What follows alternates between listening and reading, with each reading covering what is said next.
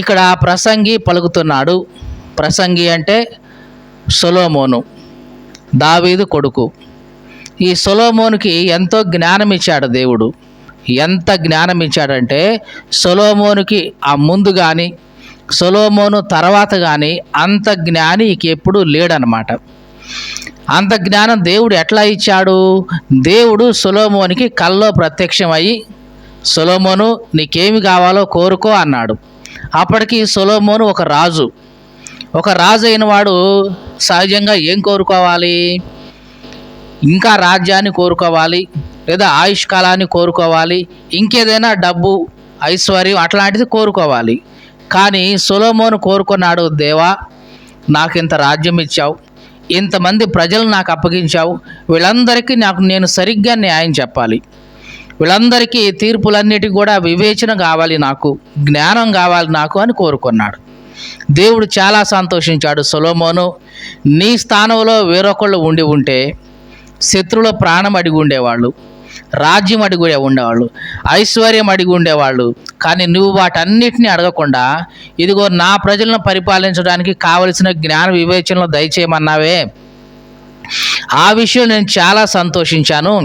కాబట్టి నీకు జ్ఞానం ఇస్తా, వివేచన ఇస్తా, వాటితో పాటు ఇదిగో ఐశ్వర్యం, ఘనత, పేరు ఇవన్నీ కూడా నీకు కలుగజేస్తాను అని దేవుడిచ్చాడు.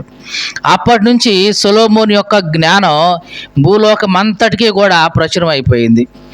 చాలా దూర దేశాల నుంచి కూడా సొలొమోను జ్ఞాన వచనాలు వినడానికి మనుషులు వచ్చేవాళ్ళు. షేబా దేశపు రాణి కూడా సొలొమోను మాటలు వినడానికి దూరదేశం నుంచి వచ్చింది. అట్లాగా సొలొమోను మాటలు వినడానికి కొన్ని ప్రాంతాల నుంచి, దేశాల నుంచి మనుషులు వచ్చి సొలొమోను జ్ఞానం విని తరించేవాళ్ళు.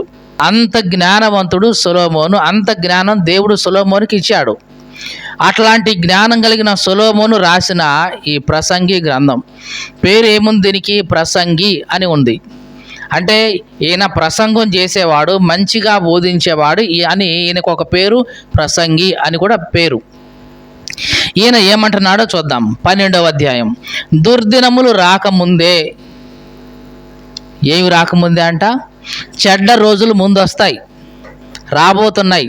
అవి రాకముందే ఇప్పుడు వీటి యందు నాకు సంతోషం లేదు అని నువ్వు చెప్పే సంవత్సరాలు రాకముందే, అంటే భవిష్యత్తులో కొన్ని సంవత్సరాలు వస్తాయి నీకు.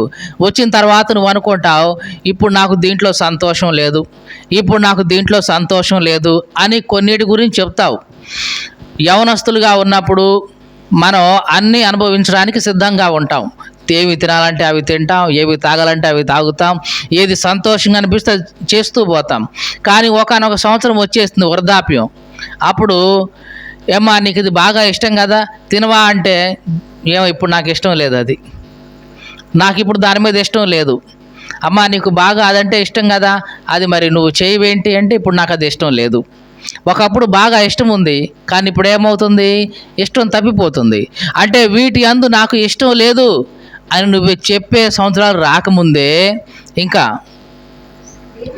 తేజస్సునకు సూర్య చంద్ర నక్షత్రాలకు చీకటి కమ్మక ముందే, అంటే నీ తేజస్సు అంటే నీ కంటి చూపే కానీ, నోటి మాట కానీ, వీటన్నిటికీ కూడా చీకటి కమ్మక మునిపే.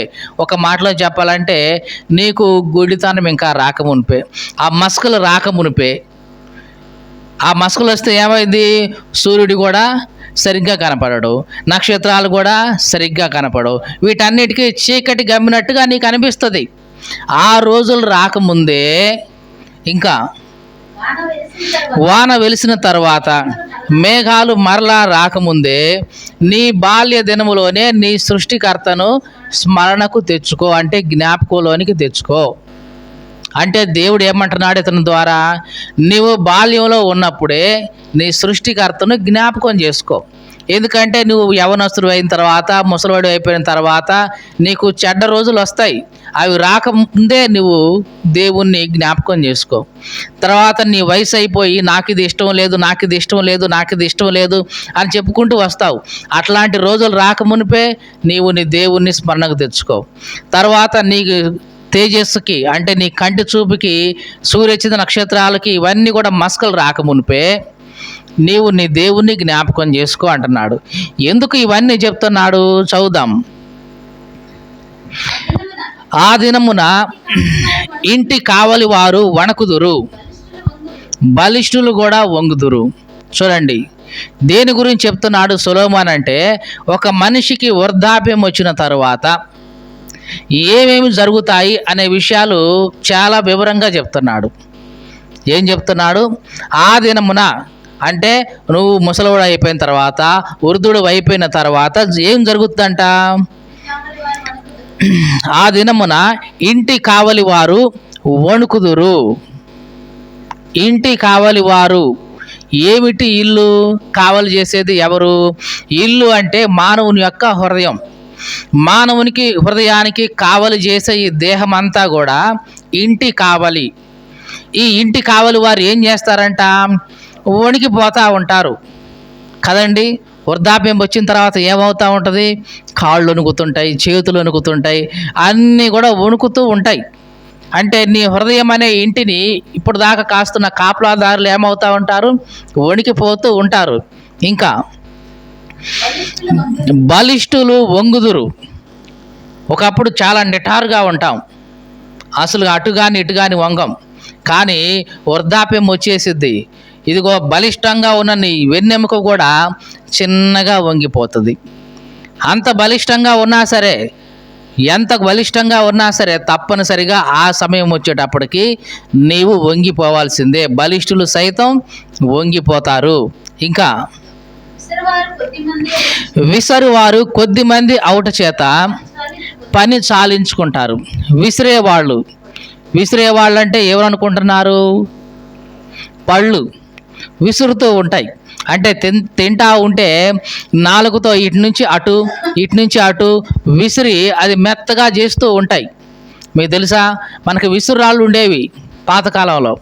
ఆ విసురాళ్ళలో ఆ పప్పు పోసి దాన్ని ఇట్లా తిప్పితే అవన్నీ పప్పు అయి బయటకు వచ్చేసేవి. అలాగే మనం ఏదైనా నోట్లో పెట్టినప్పుడు ఈ దంతాలు ఏం చేస్తాయి? ఈ విసురాళ్ళు దాన్ని మెత్తగా చేసినట్లుగా ఈ దంతాలు కూడా ఆహారాన్ని మెత్తగా చేస్తూ ఉంటాయి. వృద్ధాప్యం వచ్చిన తర్వాత, ముసలోళ్ళు అయిపోయిన తర్వాత ఈ విసరు వాళ్ళు కొద్దిమంది అవుతారంట. ఎంతమంది అవుతారంట? కొద్దిమంది అవుతారు. అప్పుడు 32 పళ్ళు ఉండేవి నోటి నిండా. ముసలితనం వచ్చిన తర్వాత ఏమవుతారు? అవి ఊడిపోతూ ఉంటాయి. ఊడిపోయి కొద్దిమంది అవుతారు. అంటే పళ్ళు ఏమవుతాయి? కొద్దిగే ఉంటాయి. మరి పళ్ళు కొద్దిగే ఉన్నాయి కదా, పాపం ఇంక విసరలేరు కదా, వీళ్ళు మెత్తగా చేయలేరు కదా అని ఇక అప్పుడు చప్పని చప్పరించుకుంటూ తింటాం మొదలేస్తాం. అప్పుడు ఎముకలు నోట్లో పెట్టలేము, ముక్కలు నోట్లో పెట్టలేము. ఇక చారన్నాలు, పెరుగన్నాలు మాత్రమే, అది కూడా చప్పరించుకుంటూ తినాల్సిందే. అంటే విసిరే వాళ్ళు కొద్దిమంది అయ్యేసరికి ఏమవుద్ది? పని చాలించుకుంటారు, ఇక విసరటం మానేసుకుంటారు. అంటే పళ్ళు ఊడిపోతాయి. తర్వాత కిటికీలో గుండా చూచేవాళ్ళు కానలేక ఉంటారు. కిటికీలు అంటే ఈ కనురెప్పలండి, కంటికి కిటికీలు లాంటివి. ఈ కిటికీలో గుండా చూసేది ఎవరు? కనుపాపలు. ఆ కిటికీల్లో గుండా చూసే ఆ కనుపాపలు కూడా చూడలేకపోతూ ఉంటారు. అంటే వాటి కంటి చూపు కూడా ఏమవుతుంది? తగ్గిపోతుంది. అంటే వృద్ధాప్యంలో ఏమేం మనిషికి జరుగుతాయో అవన్నీ చెప్తున్నాడు దేవుడు. ఇంకా తిరగటి రాళ్ల ధ్వని తగ్గిపోతూ ఉంటుంది. ఒకప్పుడు పడపడపడ పళ్ళు కొడికేవాళ్ళం, కానీ ఇప్పుడు ఆ ధ్వని తగ్గిపోతూ ఉంటుంది. ఇంకా ఎముకలు కూడా ఒకప్పుడు చేతులు కాళ్ళు కింది కరపునప్పుడు టక్క టక్క అని సౌండ్ చేసేవి, కానీ ఇక ముసలితనం వచ్చిన తర్వాత అవి కూడా ధ్వని చెయ్యవు. ఇంకా వీధి తలుపులు మూయబడతాయి. వీధి తలుపులు అంటే లోపల నుంచి బయటకు వచ్చేవి, కానీ బయట నుంచి లోపలికి వెళ్ళేది కానీ వీధి తలుపు అంటాం. ఇక్కడ వీధి తలుపు అంటే ఇదిగో మన నోరు అనుకోవచ్చు. అంటే నోట్లో నుంచి ఇక మాటలు కూడా బయటికి రాలేని పరిస్థితి ఉంటుంది. కాబట్టి వీధి తలుపు అట్లాగా మూయబడుతుంది. ఇంకా చదువుదాం. పిట్ట యొక్క కోతకు ఒకడు లేస్తూ ఉంటాడు. చూడండి, పిట్ట కోతకు లేస్తాడంట. అంటే ఒకప్పుడు వయసులో ఉన్నప్పుడు నిద్రపోతే తెల్లారిదాకా మెలకు రాదు, కానీ ఎప్పుడైతే వృద్ధాప్యం వచ్చేస్తుందో చిన్న సౌండ్ వచ్చినా సరే, చిన్న పిట్ట కోత వినపడినా సరే వెంటనే లెగుస్తాం. ఏం జరుగుతుంది? వెంటనే లెగుస్తాం. అందుకని ముసలి వాళ్ళకి నిద్ర పట్టదు, ఎప్పుడు మెలుకునే ఉంటారు. చిన్న సౌండ్ వచ్చినా సరే వెంటనే లెగుస్తారు. అంటే ఒకప్పుడు ఎంత సౌండ్ వచ్చినా మొద్దు నిద్రలు పోయేవాళ్ళం. ఆ వయసుకు వచ్చేటప్పటికి, వృద్ధాప్యం వచ్చేటప్పటికి ఏం జరుగుతుంది? చిన్న శబ్దాన్నే వెంటనే మెలకు వచ్చేస్తుంది, నిద్ర పట్టదు. అంటే పిట్ట కోతకు కూడా ఏం చేస్తాం? లెగుస్తూ ఉంటారు. ఇంకా సంగీతమును చేయు స్త్రీలు, నాదము చేయు వారందరూ కూడా నిశ్శబ్దంగా ఉంటారు. సంగీతం చేసేవాళ్ళంటే మన గొంతు, మన స్వరం, ఇవన్నీ కూడా ఏమవుతాయి? నిశ్శబ్దం అయిపోతూ ఉంటాయి. రాగం రాదు ఇకప్పుడు కదా. వయసులో ఉన్నప్పుడు తీగ రాగాలు తీసి పాడతాం. అందుకనే వృద్ధాప్యం వచ్చిన తర్వాత ఎట్లాగూ పాడలేం. కాబట్టి వయసులో ఉన్నప్పుడే దేవుడు మనకు స్వరం ఇచ్చినప్పుడే మనం దేవునికి దాన్ని ఇవ్వాలి, అర్పించాలి. ఒక ఆమె ఒక పాట పాడింది, నాయనా నాకు స్వరం ఉన్నప్పుడు నేను నీ పాటలు పాడలేదు, స్వరం అంతా పోయింది, ఇప్పుడు పాడాలని ఆశగా ఉంది కానీ పాడలేకపోతున్నాను. ఆమె పాడింది, చిక్కి అనే ఆమె పాడింది పాట. ఏమంటే, నాకు స్వరము ఉన్నంత వరకు పాడలేదు నీ పాటలు, స్వరమంతా పోయాక స్వరమంతా పోయాక పాడాలని ఉంది నీ పాటలు అని ఆమె చాలా బాధపడింది. స్వరం ఉన్నంతకాలం పాడలేదంట. స్వరం అంతా పోయిన తర్వాత పాడాలని ఆశ కలుగుతుంది, కానీ పాడలేని పరిస్థితి. అందుకనే దేవుడు మనకి ఇచ్చినప్పుడే మనం దేవుణ్ణి స్తుతించాలి, ఆయన్ను ఆరాధించాలి. అదంతా పోయిన తర్వాత మనకు ఆశ కలిగినా సరే ఏమీ చేయలేని పరిస్థితి. కంటి చూపు ఉన్నప్పుడే చక్కగా దేవుని వాక్యాన్ని చదువుకోవాలి. చెవులు బాగా వినబడుతున్నప్పుడే మంచిగా దేవుని మాటలు వినాలి. ఒకప్పుడు సమయం వచ్చింది, నీ కంటి చూపు కనపడి వాక్యం చదువుకోని పరిస్థితి వచ్చేసింది. ఇక అప్పుడు నువ్వు చదువుకోవాలని ఆశ కలిగినా చదవలేవు. అప్పుడు ఒకప్పుడు ఇక చెవుడు వచ్చేసిద్ది, నువ్వు వినాలనే ఆశ కలిగినా వినలేని పరిస్థితి. అందుకే దేవుడు మనకి ఇచ్చినప్పుడే వెంటనే వాటిని మనం సద్వినియోగం చేసుకోవాలి. ఇక్కడ రాయబడింది ఏంటి? సంగీతం చేయి స్త్రీల యొక్క నాదం నిశ్శబ్దంగా ఉంచబడుతుంది. అంటే ఇక స్వరం రాదు, గొంతు రాదు, నిశ్శబ్దంగా ఉండాల్సి వస్తుంది. ఇంకా ఎత్తు చోటులకు భయపడుచుందురు. చూడండి, కొంచెం ఎత్తుంటే చాలు, వామ్మో ఇది ఎంత ఎత్తుంది, నీ ఎక్కలేను ఇంకా. అదే వయసులో ఉన్నప్పుడే దాన్ని దూకావు, గట్టొచ్చినా గుట్టొచ్చినా కొండొచ్చినా దూకి అవతలేసావు. కానీ ముసలితనం వచ్చిన తర్వాత ఇక్కడ నుంచి కొంచెం ఎత్తుంటేనే వామ్మో ఎంత ఎత్తుందిగా, ఎక్కుతానంటవా అని చిన్న ఎత్తుకే భయపడుతూ ఉంటాం. అట్లాంటి స్థితి రాబోతుంది. ఇంకా మార్గముల యందు భయంకరమైనవి కనబడుతూ ఉంటాయి. ఏంటంటే మార్గంలో భయంకరమైనవి కనబడుతూ ఉంటాయి. అంటే కంటి చూపు సరిగ్గా ఉండదు కదా, అక్కడి నుంచి ఒక్కసారికి ఏదో రాగానే మసకగా చీకటిగా ఉంటుంది కదా, ఏదో వచ్చింది ఇదేదో నాకు భయం అవుతుంది, ఆ దెయ్యం వచ్చింది, భూతం వచ్చింది, ఇంకేదో వచ్చిందని భయంకరమైనవి మార్గంలో కనబడతా ఉన్నట్టుగా ఉంటుంది. భయపడిపోతూ ఉంటాం. వచ్చేది మనిషి అయినా సరే దగ్గర దాకా వచ్చేదాకా సరిగ్గా కనపడదు కదా. దూరంగా ఉండగానే ఎవరో వస్తున్నారు, ఏదో చేయటానికి వస్తున్నారు, నా మీదకే వస్తున్నారు అనే ఒక భయం అనేది కనపడతా ఉంటుంది. భయంకరమైనవి అట్లా కనిపిస్తూ ఉంటాయి. ఇంకా చదువుదాం. బాదం వృక్షం పువ్వులు పూస్తూ ఉంటుంది. బాదం వృక్షం అంటే తెలుసా అండి? తల పువ్వులు పూస్తూ ఉంటుంది. పువ్వులు పూయటం అంటే తెల్లగా నెరిసిపోతూ ఉంటుంది. తల అంతా తెల్లగా వచ్చిందంటే ఆ బాదవృక్షం పువ్వులు పూసిందన్నమాట. అంటే తల ఏమవుద్ది, చివరికి తెల్లగా నెరిసిపోతుంది, తెల్ల జుట్టు వస్తుంది అన్నమాట. ఇంకా మిడత బరువుగా ఉంటుంది.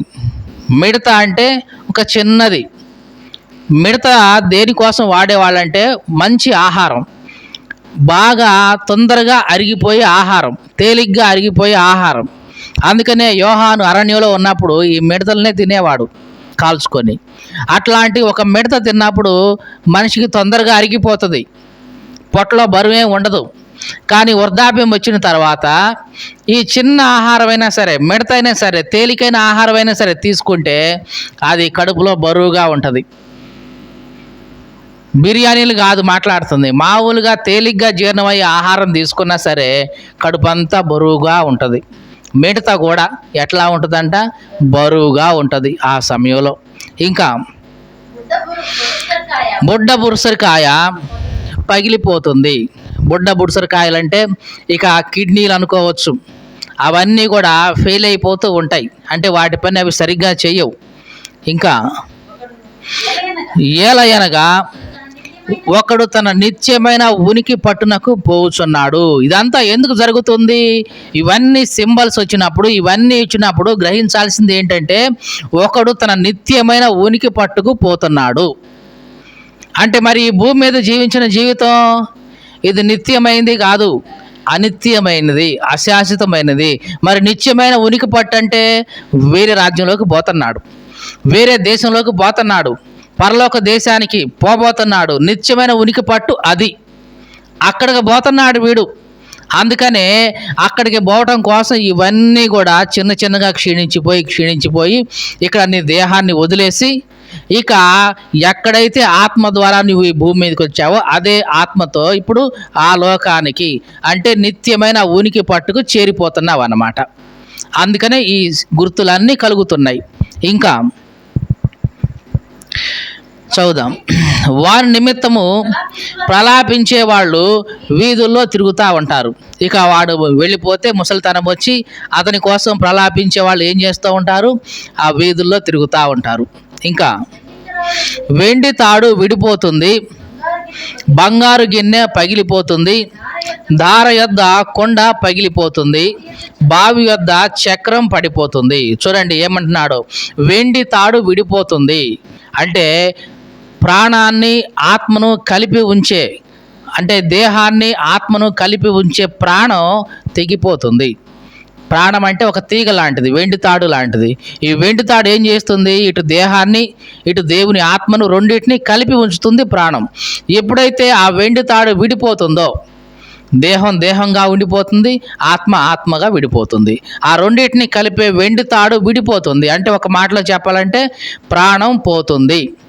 ఇంకా బంగారు గిన్నె పగిలిపోతుంది. బంగారు గిన్నె అంటే ఇక్కడ మానవుని యొక్క మెదడు, చిన్న మస్తిష్కం లాగా అది పగిలిపోతుంది. అంటే దాంట్లో నుంచి ఏ ఆలోచనలు రావు, మనం ఏదైనా చెప్పినా ఇక దాంట్లోకి ఏమీ వెళ్ళదు, అది సంపూర్ణంగా పగిలిపోతుంది, పనికి రాకుండా పోతుంది. ఇంకా దార యొద్ద కొండ పగిలిపోతుంది అంటే ఇక ఎక్కడైతే దేవుడు దార అంటే తెలుసు కదండి, మంటి కొండకి మనం ఒక బెజ్జం పెట్టగానే దాంట్లో నుంచి నీళ్ళన్నీ పోయినట్లుగా ఈ మానవ హృదయంలో నవరంధ్రాలు అనే మాట వాడుతూ ఉంటారు. ఈ నవరంధ్రాల నుంచి మానవుని యొక్క శక్తి, మానవుని యొక్క ప్రాణం ఇవన్నీ కూడా వెళ్ళిపోతాయి, ఏది కూడా ఉండదు. ఇక దార యొద్ద కొండ పగిలిపోయినట్లుగా మానవుని యొక్క నవరంధ్రాల్లో నుంచి అతని శక్తి, ఆయుష్, ఉనికి మొత్తం కూడా వెళ్ళిపోతాయి. ఏమీ ఉండదు ఇక లోపల, గాలి కూడా ఏమీ ఉండదు లోపల. ఉంటుంది అనుకున్నారండి, చనిపోయిన వాళ్ళ లోపల గుండెలో కూడా గాలి ఉండదండి, అంతా ఖాళీ అయిపోతుంది. ఇంకా చదువుదాం. బావి యొద్ద చక్రం పడిపోతుంది. ఇక చక్రం అంటే సౌండ్ చేస్తూ ఉండేది, సౌండ్ చేసేదంటే చిన్న నీళ్ళని పైకి చేస్తూ ఉంటుంది, ఇది చక్రం అంటాం. అలాగే మానవుని యొక్క హృదయ చక్రం అనేది ఉంటుంది, అది లబ్ డబ్ అని సౌండ్ చేస్తూ ఉంటుంది, అది పంపు చేస్తూ ఉంటుంది మన దేహానికి. ఇటు నుంచి ఇటు రక్తాన్ని, అలాగే ఇటు నుంచి ఇటు రక్తాన్ని పంపు చేస్తూ ఉంటుంది. అది ఒక చక్రం లాగా పనిచేస్తూ ఉంటుంది, హృదయ చక్రం అంటాం. ఈ బావి వద్ద చక్రం కూడా ఏమవుతుందంటే ఇక పడిపోతుంది, అంటే పని చేయటం మానేస్తుంది. ఇక అక్కడ నుంచి ఆ చక్రం తిరగదు, ఇక రక్తం ప్రవహించదు, పనులన్నీ ఆగిపోతాయి. ఇంకా మన్నైనది అంటే ఈ దేహం వెనకట్లాగానే మంటిలో కలిసిపోతుంది. మరి ఆత్మ సపరేట్ అయింది కదా, ఈ ఆత్మ దేవుని దగ్గరకు చేరిపోతుంది. ఇది జరిగేది. ఈ మాటలు వింటున్న ప్రియ సహోదరి సహోదరుడా, మనిషి అనుకుంటాడు నేను శాశ్వతం, నేను గొప్పవాడిని, నేను గొప్పదాన్ని, నా అంతటోడు ఎవడు లేడు అని మనం అనుకుంటాం. కానీ ఇవన్నీ దేవుడు ముందుగానే చెప్తున్నాడు, నువ్వు శాశ్వతం కాదు, నీవున్న ఈ ఉనికి శాశ్వతం కాదు, నిత్యమైన ఉనికి నీది, అది అక్కడ ఉంది. ఇది అనిత్యమైనది, కొద్ది కాలం ఉండి వదిలేసే ఉనికి. ఈ శరీరం కూడా నీకు అనిత్యమైనది, మహా అయితే 100 సంవత్సరాలు దీన్ని వాడుకొని వదిలేసి రావాల్సిందే. కానీ ఆ లోకానికి వెళ్ళిన తర్వాత నిత్యమైన దేహం నీకు వస్తుంది, నిత్యమైన ఉనికి నీకు అక్కడ ఉంటుంది. అక్కడ నీ దేహం ఇక రోగాలమయం కాదు. మీకు అర్థమైందండి? ఈ భూమి మీద ఉన్నప్పుడైతే మన దేహం నిండా రోగాలే, తినే తిండిని బట్టి కానీ, పీల్చే గాలిని బట్టి కానీ, దేన్ని బట్టి అయినా సరే ఏదో ఒక రోగం దేహంలో ఉండిపోద్ది, ఎంత తోడికైనా సరే. కానీ నీవు ఆ నిత్యమైన ఉనికిలోకి వెళ్ళిన తర్వాత నీకు వస్తుంది ఒక దేహం, ఆత్మ సంబంధమైన దేహం. ఆ దేహానికి ఇక ఏ రోగం ఉండదు, ఏ రొప్పులు ఉండవు. అది ఎంతకాలం ఉంటుంది నీకంటే నిత్యత్వం జీవిస్తానే ఉంటావు, దానికి మరణం అనేది లేదండి. చివరికి ప్రసంగి అంటున్నాడు, అయ్యా ఇదంతా తేలిన తర్వాత, ఇదంతా చూసిన తర్వాత, విన్న తర్వాత తేలిన ఫలితార్థం ఇదే: దేవుని యందు భయభక్తులు కలిగి ఉండి ఆయన కట్టడలు అనుసరిస్తూ ఉండాలి, అనుసరించి నడుస్తూ ఉండాలి. మానవ కోటికి ఇదే విధి. చివరికి ఏమంటున్నాడు ఈయన? అబ్బాయి ఇదంతా విన్న తర్వాత, ఇదంతా చెప్పిన తర్వాత ఒకటి చెప్తున్నా, ఇదే ఇక ఫైనల్. మనిషి ఈ భూమి మీద ఉన్నంత కాలం దేవుని మీద భయభక్తులు కలిగి జీవిస్తూ ఉండాలి. మానవ కోటికి ఇదే విధి, ఇంతకంటే ఇంకేమీ లేదు. ఎందుకయ్యా అంటే చేసిన ప్రతి పనికి దేవుడు లెక్క అడుగుతాడు. గోడార్థమైన ప్రతిదానికి దేవుడికి మనం లెక్కప్ప చెప్పాలి. కాబట్టి ఈ భూమి మీద ఉన్నంత కాలం దేవుని పట్ల భయము భక్తి కలిగి ఉండాలి, ఇదే విధి అని చెప్తున్నాడు. ఈయన నీలాంటి నాలాంటి మనిషి కాదు, దేవుడి దగ్గర నుంచే స్వయంగా జ్ఞానాన్ని పొందుకున్న వ్యక్తి. చివరికి ఒకే ఒక మాట ఏం చెప్తున్నాడంటే, అయ్యా ఏమీ లేదు, కట్టకపోయేది ఏమీ లేదు, తీసుకొచ్చింది ఏమీ లేదు, కానీ ఉన్నంతకాలం భయము భక్తి దేవుని పట్ల కలిగి ఉండాలి, కలిగి బ్రతకాలి, ఇదే మానవ కోటికి విధి, ఇంతకంటే ఇంకేం అవసరం లేదు అని చెప్పాడు. నిజంగా మనకి ఇది అర్థమైతే గనక ఎవరు ఉన్నా లేకపోయినా, ఎవరు వచ్చినా రాకపోయినా, నేను దేవుని సన్నిధిలో ఉంటాను, ఇక అంతే నాకు చాలు అనుకుంటాం కదండి. చాలామంది ఏమనుకుంటామంటే ఇంటి పక్క వాళ్ళు రాలేదు కదా, ఇంటి ముందు వాళ్ళు రాలేదు కదా అనుకుంటాం. లేదు, వాళ్ళతో నీకు కాదు, నీవు నీ పట్ల ఎట్లున్నావు దేవుని పట్ల, ఇది దేవుడు చూస్తాడు. ఒకవేళ ఊరు మొత్తం కూడా నరకంలోకి వెళ్ళిపోయి దేవుడు నొక్కదాన్నే పరలోకం రాణిస్తారా అన్నాడు అనుకోండి, ఏమంటాం? ఆగిపోతామా, వెళ్ళిపోతామా కదా. నోవాహు విషయంలో దేవుడు ఇదే అన్నాడు, నోవాహు ఈ లోకమంతా దుష్టత్వంతో నిండిపోయింది, నీ కుటుంబం కోసం వాడని సిద్ధం చేసుకో, ఈ లోకమంతా నశించిపోతుంది, నీ కుటుంబం మాత్రమే బ్రతుకుతుంది, కాబట్టి రెడీ చేసుకో అన్నాడు. ఏమో దేవుడు ఇట్లాగే చేయొచ్చు. కాబట్టి ఒకళ్ళతో మనం ఆలోచించకూడదండి, మనం ఎట్లా ఉన్నాం దేవుని సన్నిధిలో. నోవాహు ఒక కుటుంబమే చెప్పాడు కానీ ఎవరు వినలేదు. చివరికి ఏమైంది? వాళ్ళంతా నాశనం అయిపోయారు. దేవుని మాట విని ఓడలోకి వచ్చిన నోవాహు ఒక్కడు మాత్రమే బ్రతికాడు. అలాగే మనుషులు వాళ్ళ కోసం వీళ్ళ కోసం కాదండి, తన కోసం తను ఓడ కట్టుకున్నాడు నోవాహు. అలాగే మనం కూడా ఈ జీవిత కాలంలో ఒకళ్ళతో పోల్చుకోవడం కాదండి, మనం ఎట్లా ఉన్నాం, మన కుటుంబం ఎట్లా ఉంది, మన పిల్లలు ఎట్లా ఉన్నారు దేవుని సన్నిధిలో, ఇది మనం చూసుకుంటే చాలు. దేవుడు తప్పనిసరిగా మనలను, మన కుటుంబాన్ని తప్పనిసరిగా పైకి లేవనెత్తాడు దేవుడు. ఈ లోకంలో ఉన్నంత కాలం దేవునికి భక్తిగా ఉంటే చాలు, భయం భక్తి కలిగి ఉంటే చాలు. ఇంతకంటే దేవుడు మన నుంచి ఏమీ కోరట్లేదండి.